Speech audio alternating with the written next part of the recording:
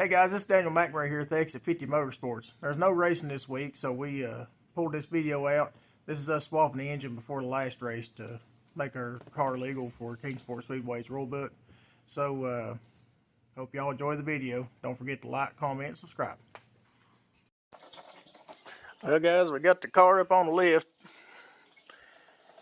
Get ready to get this engine out. Draining the water a little bit there. Yeah, I'll take the drive shaft out, transmission stuff. I'll let that drain real easy. That way I can handle it good. But, yeah. In this past week, I don't know, I hit something on the track. And I don't know what it was. It felt like it knocked the bottom out of the car. But you can see right here, it mashed it off big time. I don't know what it was. It must have fell out of the car right in front of me or something, because I didn't see it. But, so it either blended into the track or it fell out right before I seen it or whatever. But, yeah, I don't know what exactly I hit there, but it mashed her flat. But it still run alright. I may just leave it alone. Depends on how much more time I have left this week. But, anyways, I'll get this drive shaft took out and stuff. And, let this water drain some.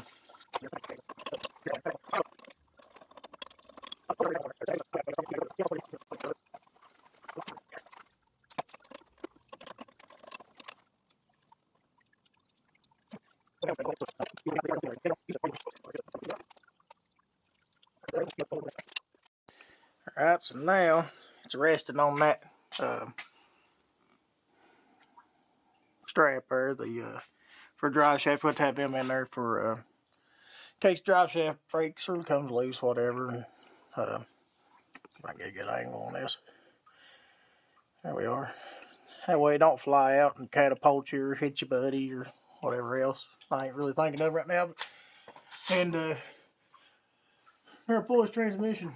When I pull the drive shaft out, there'll be some fluid stuff come out. So I got these plugs. I got these down there at the Gray swap meet, down at the Gray Fairgrounds in January, and then sometime in the middle of summer. I never make that one. It's race season, but they were like 4 for $10. They're probably like 4 for $20 now. I've had these for a while, but they're handier in the shirt pocket for something like this. And that way, stick it in there. It's the same size as your yoke there, so that seal will work. Ease that drive shaft down. I'll stick it on my handy cart right here. This is the handiest thing I've probably came across. Is just nothing really, but anything I take off the car is going to go on this cart. That way, if there's extra parts, I'll know it, or whenever I run out of parts, but yeah, that way just to keep down problems there I might run into. Looks like the dogs are done wrestling. He just king of the dog bed there. Archie, did you lose, old buddy? Yeah, oh well. I'll get y'all some treats. How's that sound? Let's see here.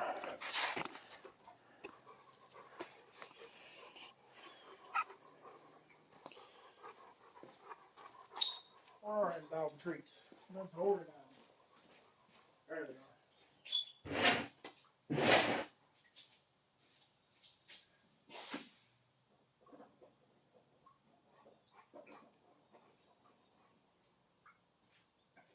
Come on over here,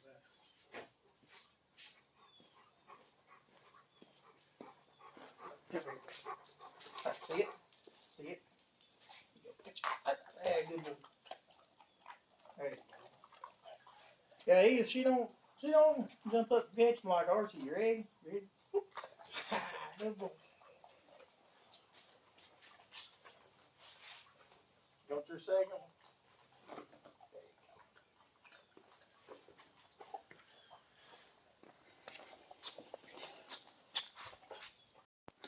Alright, I'm going to go ahead and pull the exhaust before I set this back down. But got these hangers here. I think I got my Speedway or Summit or Speedway 1. The exhaust hangers welded on. And what I got set up is got these 2 bolts stuck through the floor pan, and the washers up top. I just welded the bolts of the heads up there to the washers and welded the washers together, so you got kind of a wishbone thing. They won't spin separate from each other. And on the other side, I definitely ain't a welder. They broke loose. I messed up here. I should have turned the offset the other way. That way I could have got an impact on it. Oh well. I'll learn for the next one on this one. So yeah, if you're gonna do this, make sure you don't put your bolts directly over your exhaust. So y'all have to just show you this one. You gotta take my word for it, but there is a, well, so you might be able to see right there. There's a plug right there on each side of the block. These water drain plugs. And so I'll pull that out and set my tub under. I'd say there's probably a gallon. There's probably a gallon in each side of them. So if you guys pull your engines out or whatever, you're going to set them in the garage, and that garage might get below freezing during the wintertime. Be sure to take them plugs out. You ain't putting antifreeze in them. There's still quite a bit of water in there. It can damage your engine. But I'll take that out. That way I keep from sloshing water the whole time. I got to lower it back down. I forgot to take the shifter off the... I got to lower it back down. I forgot to take the shifter off the transmission, and then I'll raise it back up. But I'll go ahead and do that while I'm at it, because the vibration, I'll end up having it'll look like 10-gallon water on the floor, but it won't be much. But just try to keep the mess down as good as possible.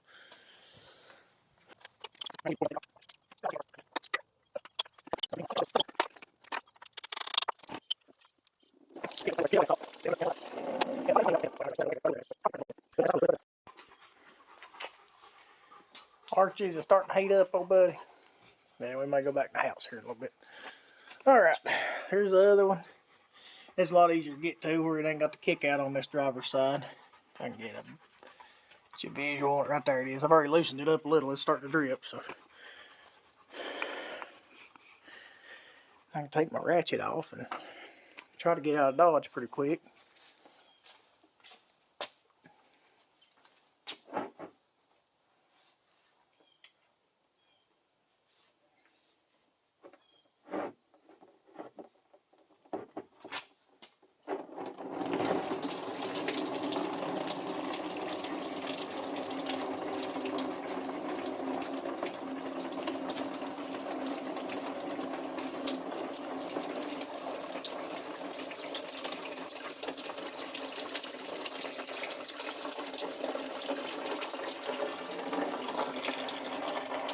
Good news is the water's real clear, so I guess it didn't rust too much in there.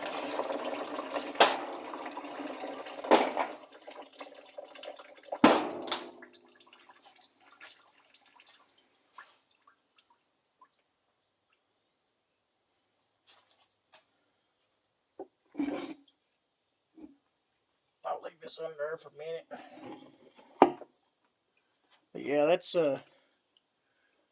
how much water was still in the block. I just went and emptied it out from that other side too, so there's that much more over in the pasture side of the bottom of the block. So yeah, guys, definitely drain them out for winter time if you're not putting antifreeze in them or anything.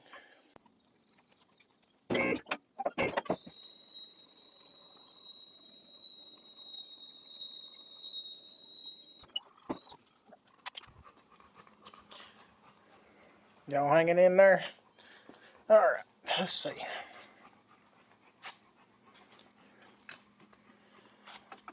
There's my Polo Award sticker from the other day. That might be what started this whole mess. But anyways, I don't know if you can see it or not. Reach this stick in here. See if there we are. There's those 2 bolts I was talking about. I welded the heads to and then welded the washers together, but they're rusted up pretty good. This thing gets left out in the rain a lot. The other side's actually up under the seat. You can't see it, but I need to weld these back together. They broke loose because the washers are still welded together right there, but the bolts have broke loose from the washers. So I didn't put a ton of weld on them. I was just in a hurry doing it, building the car, and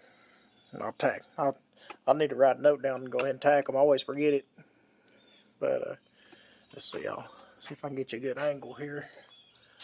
I'll crawl in and get these the shifter took off.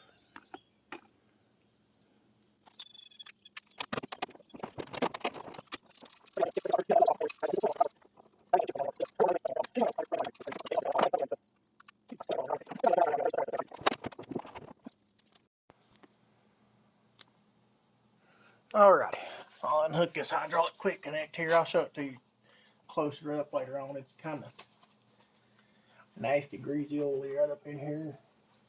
Let's see. I don't know if you can see that. There's one end, there's the other. But yeah, definitely, if you want to run a hydraulic clutch, spend that extra, well, probably 25 bucks on that. It's totally worth it. You don't have to bleed it every time you take it loose and all that good stuff.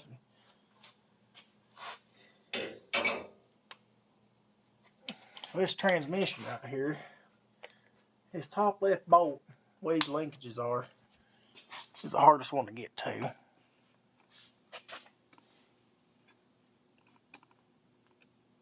Let's see if there we go.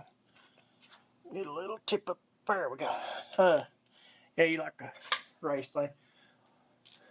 We had a few sagging on, and we went through and picked the best filling one out. That's our race one. Get on there.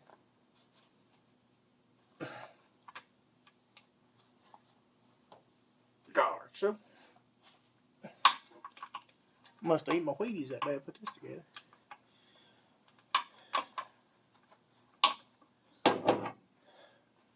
All you kids watching at home, always remember, take the hardest bolt out first. You don't want to be in a bind trying to take this one out. Holding the transmission up. Oh yeah. Other two ain't bad to get to it all. Feel my glove on. And also, where it's not holding the weight of the transmission, or where that bolt's not holding any weight on it once you get broke loose, it should thread out by hand like it is right now. If you do the hardest one last, you fight it the whole way out and all that good stuff.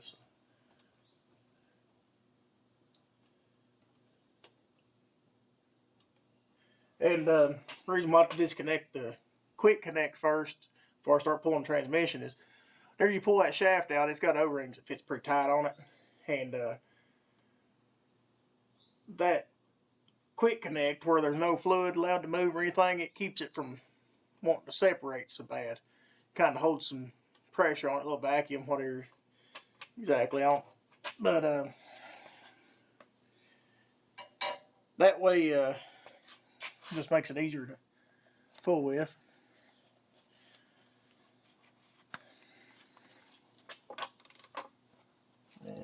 Extension on that.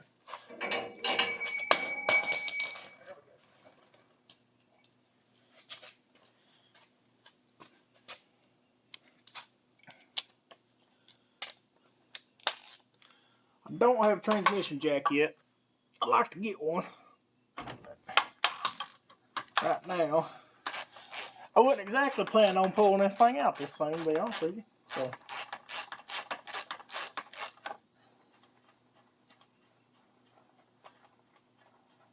maybe Northern Tool or somebody run a flash sale on it this winter. I'll get one.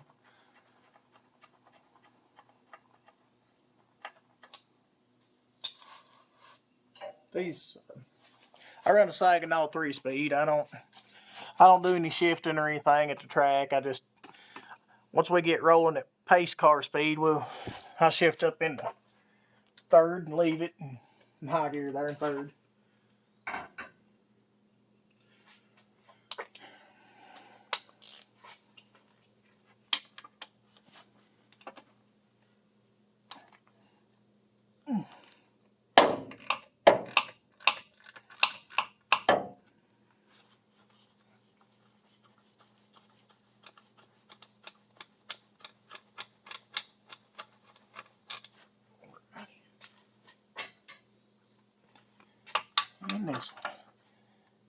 should, I'll be careful with it. It should kind of hold itself in there. The bearing retainer is kind of the boss. It fits into the bell housing. That way you got your transmission lined up perfect, but still be a little wary of, there ain't nothing holding this transmission really, besides just interference fit.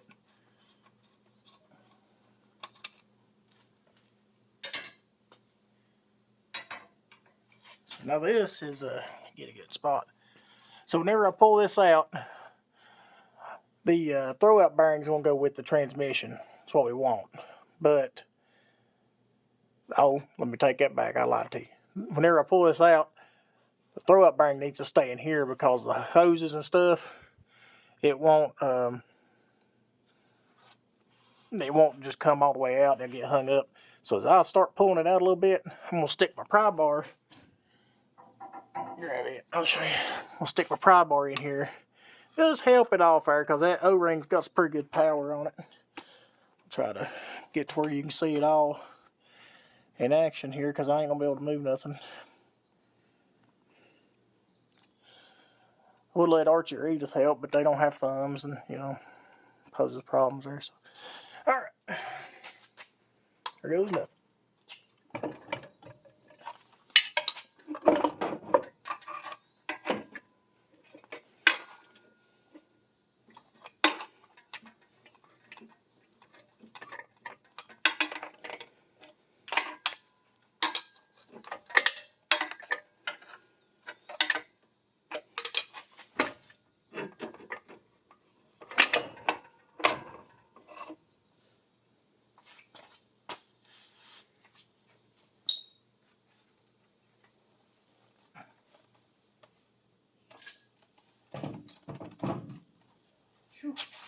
Alright.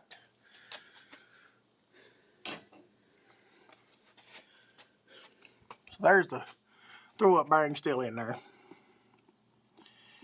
And I don't know if y'all can see or not. It tried to still separate out of the center, even with that unhooked, but it ain't near as bad.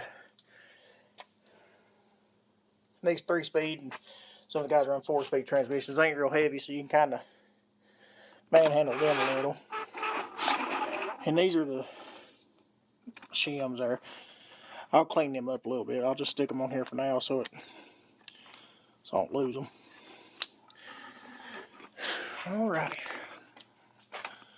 You get readjusted, get this transmission slid over. We'll keep going. Alright guys, I ain't got a whole lot left to do before I drop it down and start working on the top end here, but see, had to get the ladder out and cut the zip ties off the bleed line, the bleed line on this clutch. Just pull it out. Stick that transmission. Well, I'll put it on my cart.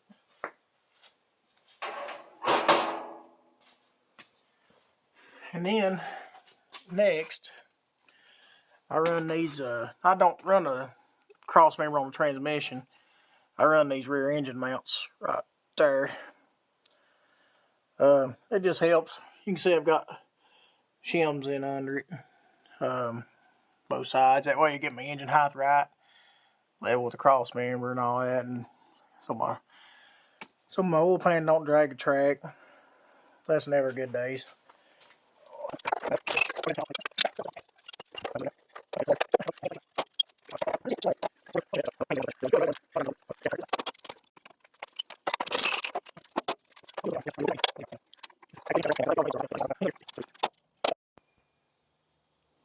Alrighty. We'll start off getting the easy stuff out of the way. Before we can get to everything.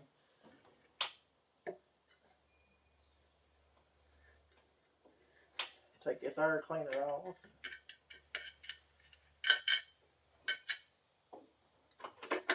Might actually be time to. That looking a little nasty. Might need to get another one. Take that stud out. Before we run the offset carburetor cleaner deal. What they're in that offset air filter.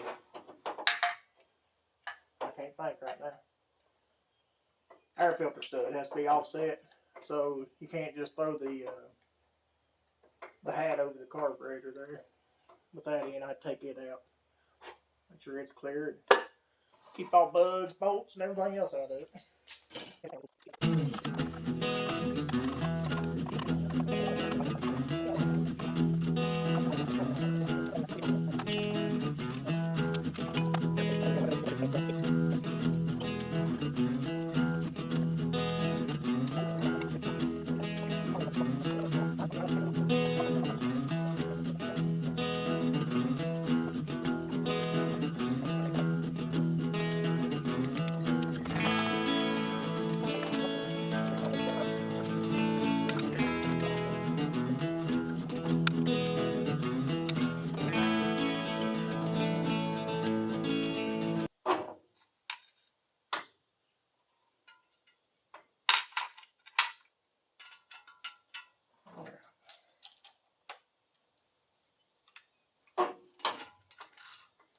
this fan off.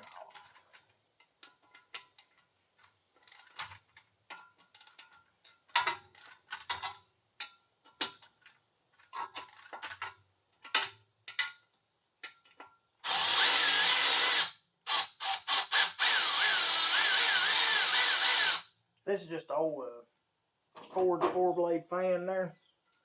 This is a 15-inch. I used to run an 18-inch. Whenever I switched to that double pass radiator I was talking about, I was able to go down to 15 because it's still. I could stand a little bit more heat in here right now while it's got. I do like. I'm a big fan of mechanical fans. Electric fans, I always had overheating issues, but probably was doing something right. But I like my mechanical fans.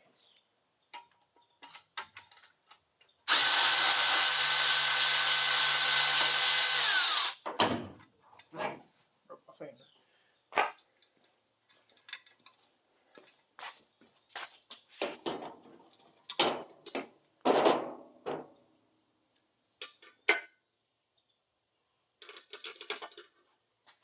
This is one of those All-Star Performance fan spacers.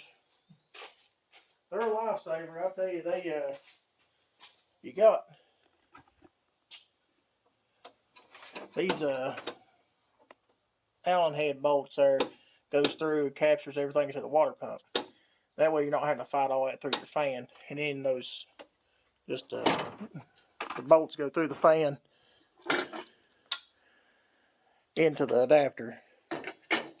They're a little pricey, but they are well worth it, I have to say. It saves you time, heartache. You ain't taking a chance on stripping out your water pump or what have you. I think, if I ain't mistaken, we'll look at them. They're fine thread bolts also, so it ain't like you're going to be able to find that right length. And you do strip them.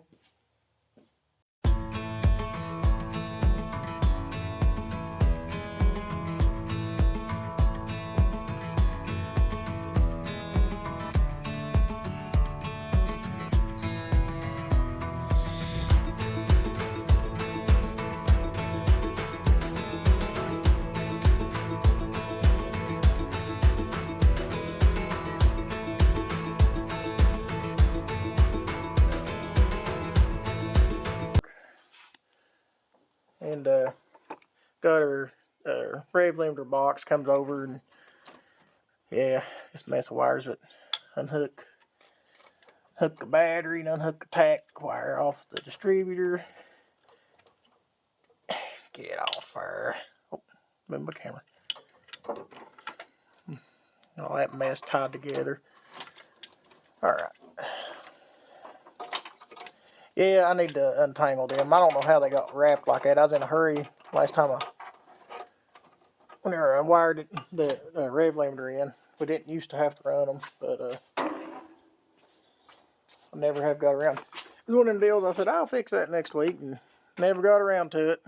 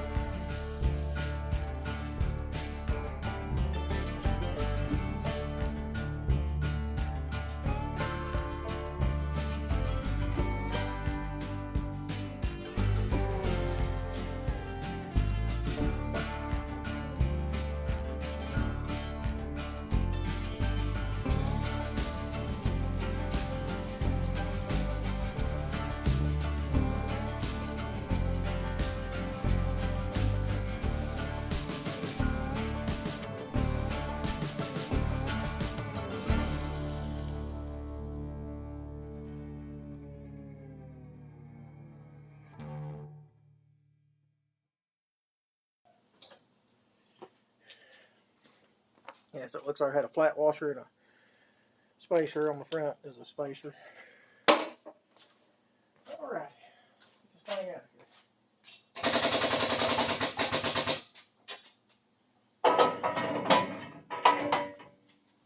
There's the other header. You can see I had the magnet in there and right there. I even had to cut the angle grinder underneath right there. Cut a pretty good piece out, bend it down and weld it back, smooth it flat. Just where everything's bent on the car, and Monte Carlos are tough to get headers right on anyway, so.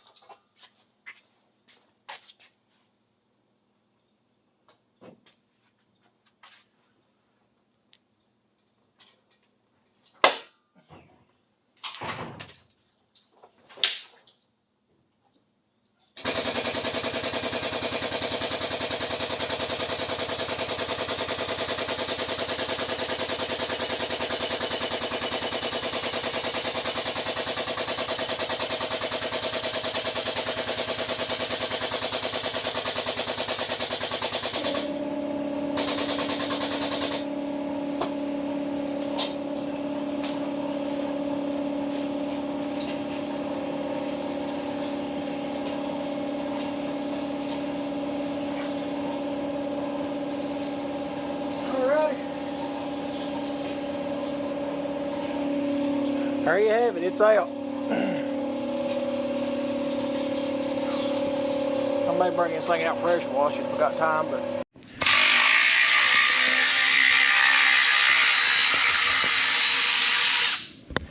Hey guys, we're back again here.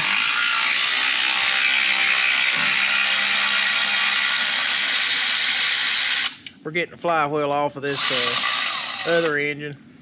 What we say, legal engine? What?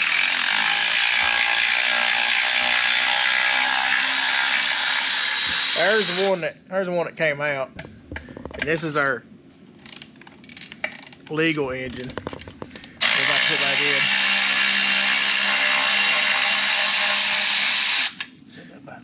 Huh? This is one that came out. Oh, I'm sorry. Yeah, this is the illegal engine. We're about to put the legal engine in. Okay. Come on, show you.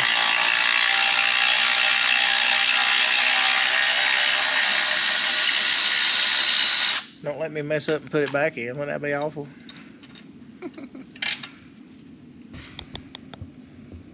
Well, what's wrong? Oh, my light's dead on my GoPro.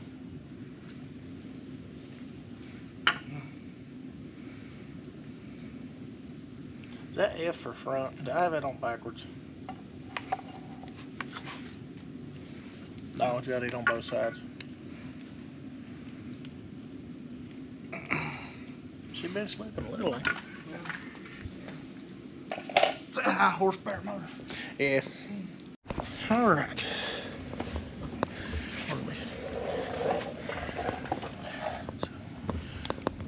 Keith ain't happy about her clutch situation, but we'll run it till the end of the year at least. I thought it run fine Friday.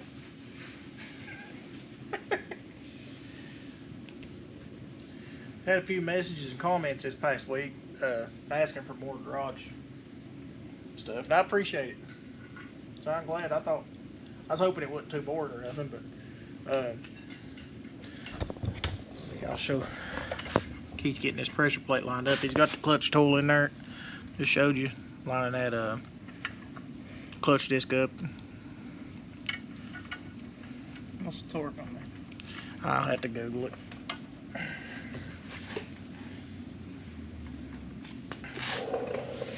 Back up here. For the people at home. Yeah, torque for. I think it's 35 foot-pounds. Let me Google it here.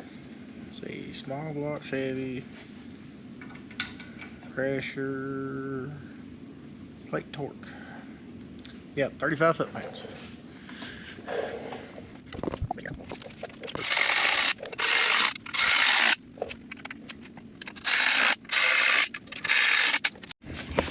All right.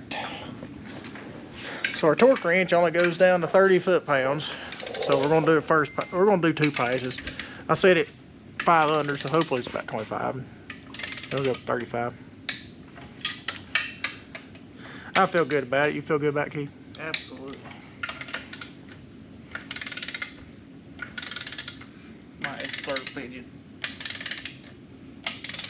Hey, we hadn't had one come off yet.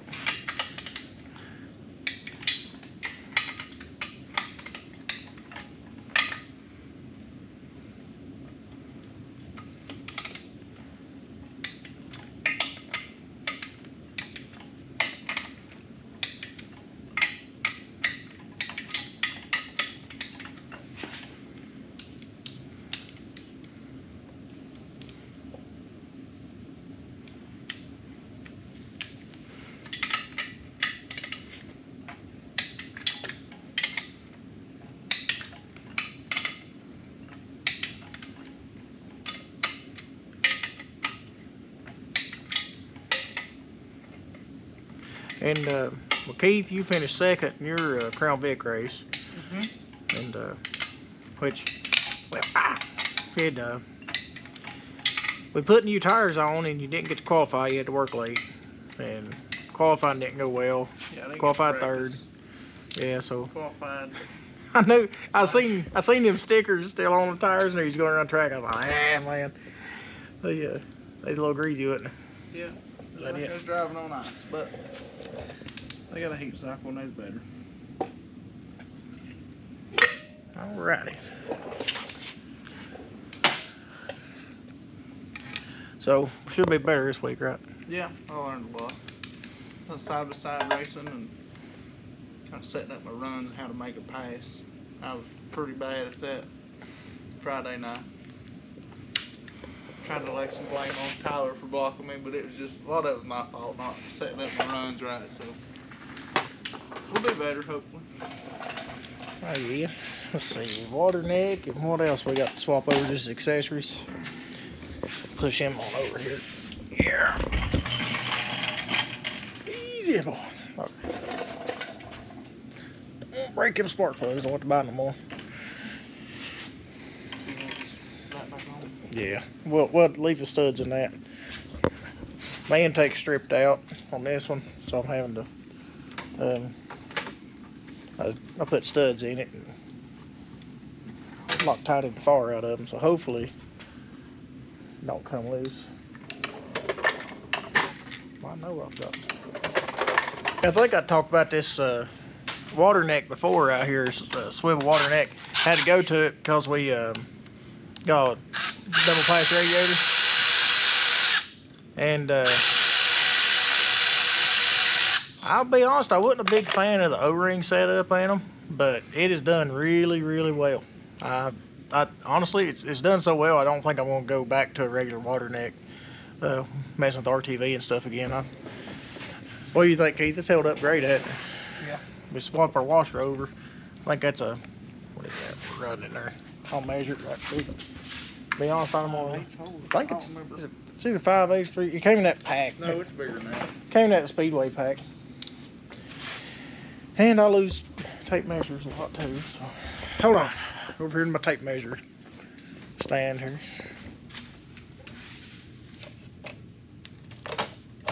Yeah.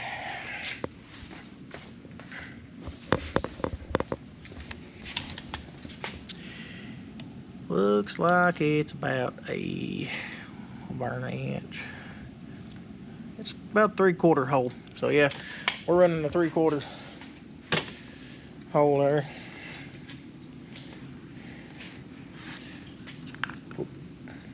Get it to the side. Oh, you're going. Okay. See what you do.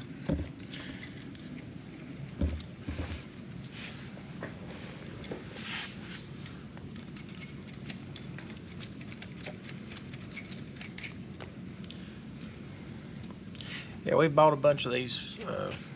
This is the 2101 intakes used. Maybe just turn it back just a tickle. There you go. That should be fine. We bought a bunch of these 2101 intakes used. And about every one of them's had a hole or two stripped out and helicoiled in it and stuff. So that's why we're doing this.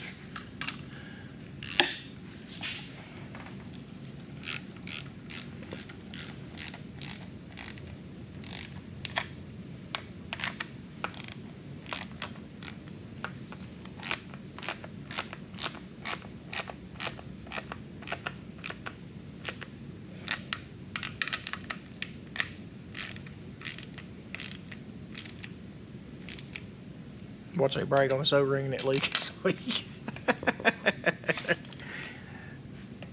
That's all right. We got a few spares, don't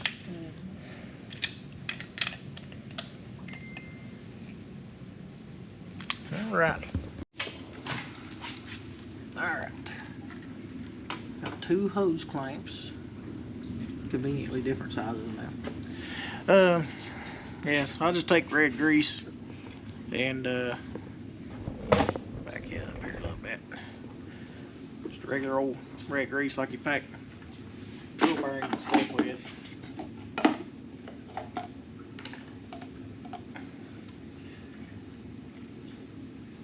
A little on the hose and a little on where it's going on, just to hopefully it'll break free next time easier.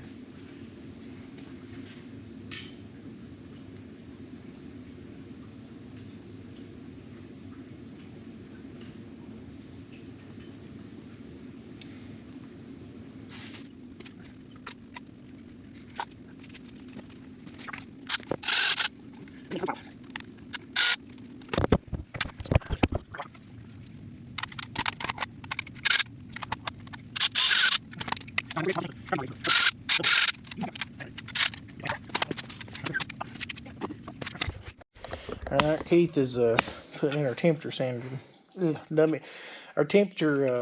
dummy light sanding unit deal. Oh, does that sound right?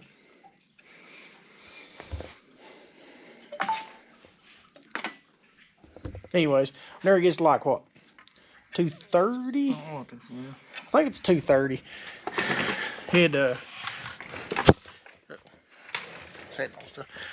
That'll ground out, and the wire goes to the light at the temperature gauge there. Your dummy light and turns on. It says pull over dummy.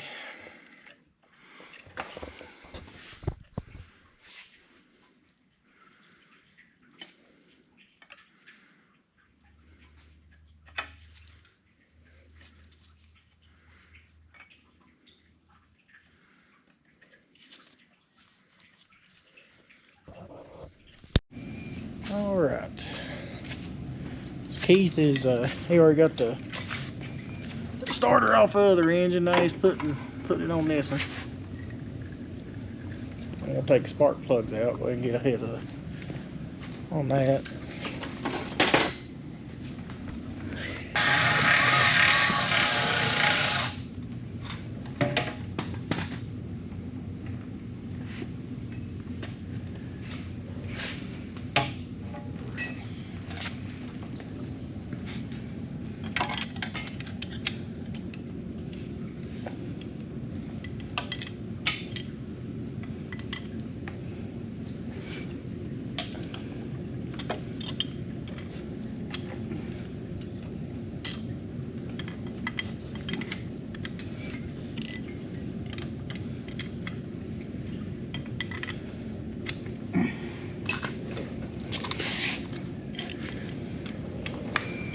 Alright, I think we're about ready to lift it up, ain't we?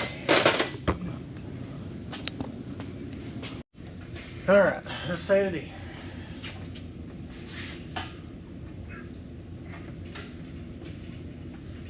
One thing I'm thinking, I forgot to mention, if I'm running the hydraulic clutch on these bell housings, it's good to drill a hole right there for your bleed line coming off. It really helps to, makes it a lot easier instead of running out that side hole. Sure we can't do it.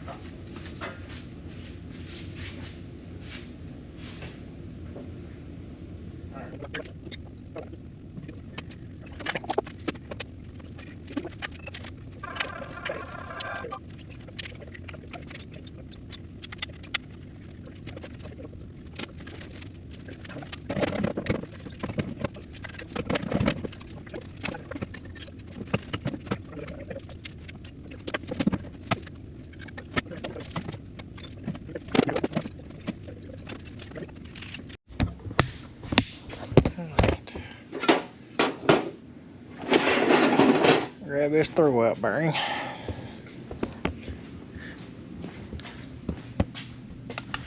Got my handy Milwaukee light now. Alright. So, quick connect, then got 90 over. These are just brake line, like braided brake lines. Really, all they are. Hydraulics. I'll fish it through that hole I showed you. We drilled in the bell housing up, and I'll tie it on to the starter wire or something up there to some zip ties. And then I run the quick connect hose part through the more like a clutch fork or goes like a mechanical clutch.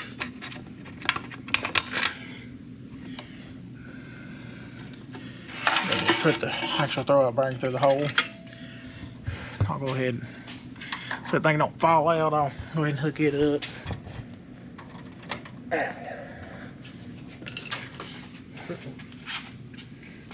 Yeah, you can went ahead and hook the quick connect up. It'll go through, and there's a stud that'll go between the forks on that. Let's see, show them backside here, kid.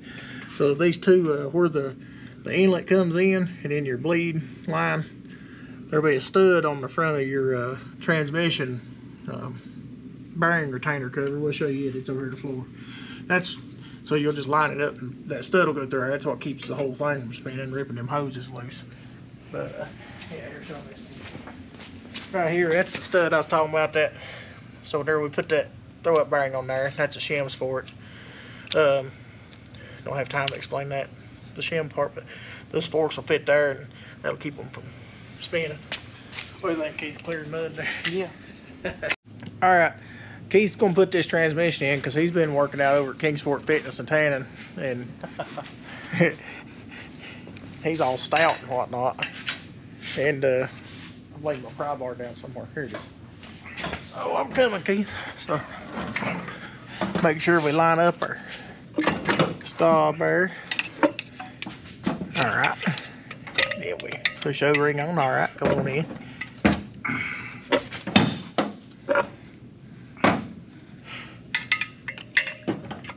Your hid your splines.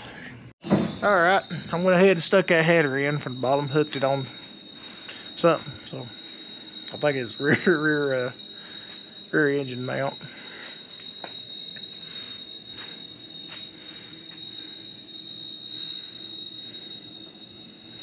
I think fender bolt came unbolted there.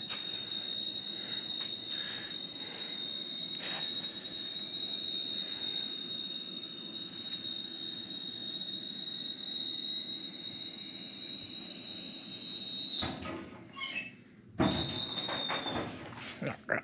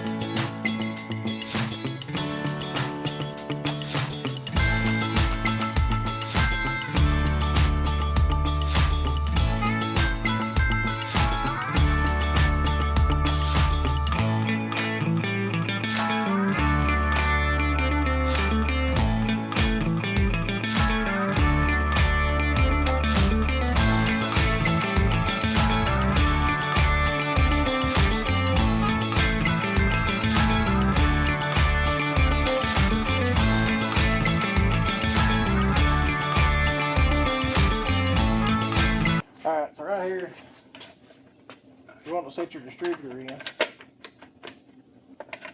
Sit on there halfway straight. Oh my goodness. Where'd it go? Okay. So this is how your distributor will look in the car. Got your number 1. You want it. Let's see, how am I going to explain this? So you want number 1 facing number 1 cylinder, right? Good rule of thumb. Yeah, good rule of thumb. Anyway, so the only reason why I'm worried about this is so whenever we set it in without the cap on it, I know how it's oriented, but because the base, get that off her. Alright, take the cap off. So now, and also your vacuum advance, it'll be kind of pointed off to the side, but we want to set this in there. I've got it, it's about 10 degrees past top dead center right now. I've looked on my harmonic balancer once it's let there come out, so it's pretty close to top dead center. So we'll you'll point your rotor button there toward number 1 cylinder when you set the distributor down in the hole.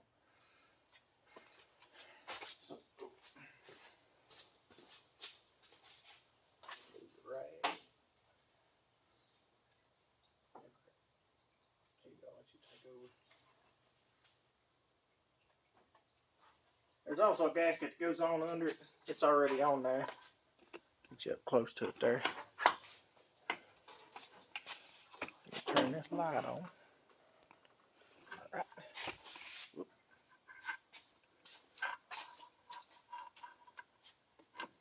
Alright, so Keith's got it pointed. Number 1 cylinder's first one right here on this driver's side.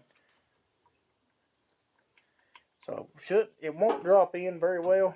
We'll probably have to bump a starter. So Keith will hold down on the distributor, not on the button, on the rotor button there, because it's going to turn, but on the actual base of the distributor. And see, you ready? Mm-hmm. So we'll bump it. Keith, turn the master off. Well, let me turn the master switch back on. Yeah. All right. We're going to bump it here. Did drop down? Yeah. Alright, now if you want to check it, we can go all the way around. We'll have to go around twice.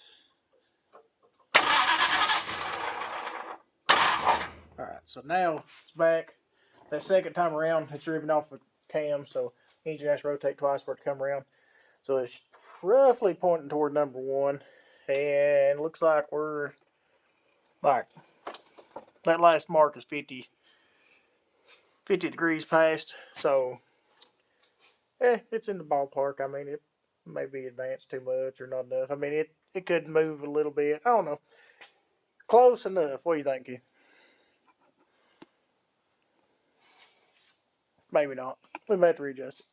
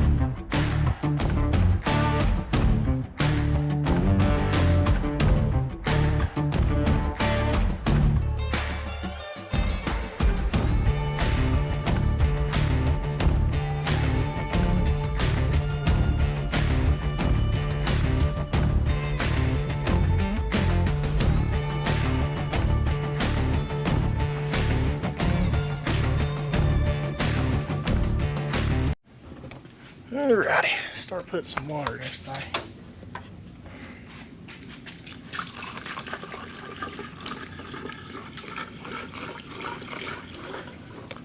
Sorry, bug on me.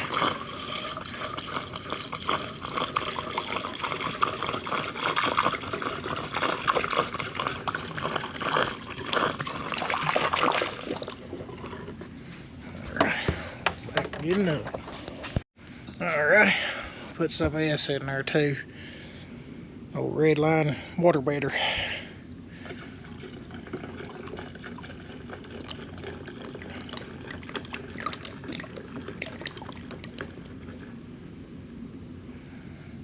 Alright.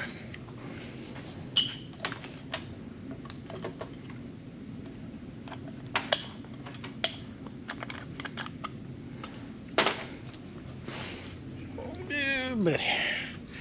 Shut down more water.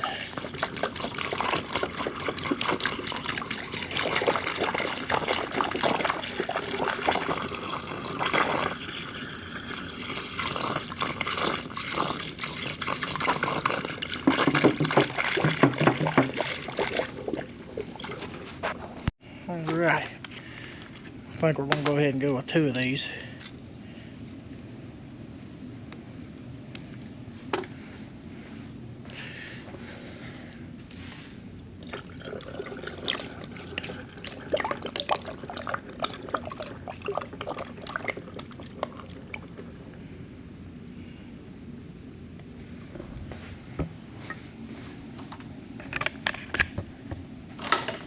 Alright.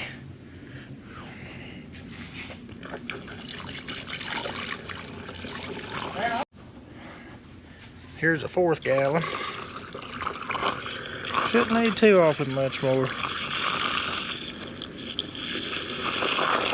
Oh.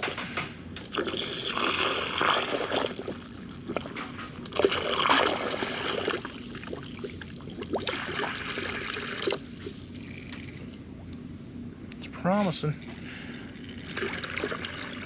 Bad part is that hose is a little bit uphill from us, so we'll have to get the water pump going to get it in there good, but got just enough left, about 4 gallons, that's about right.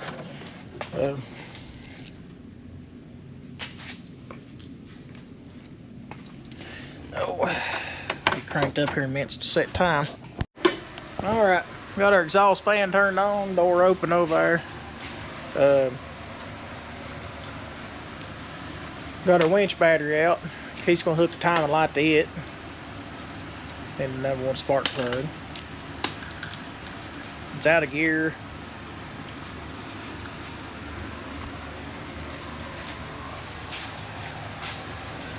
Might run better with this off of it.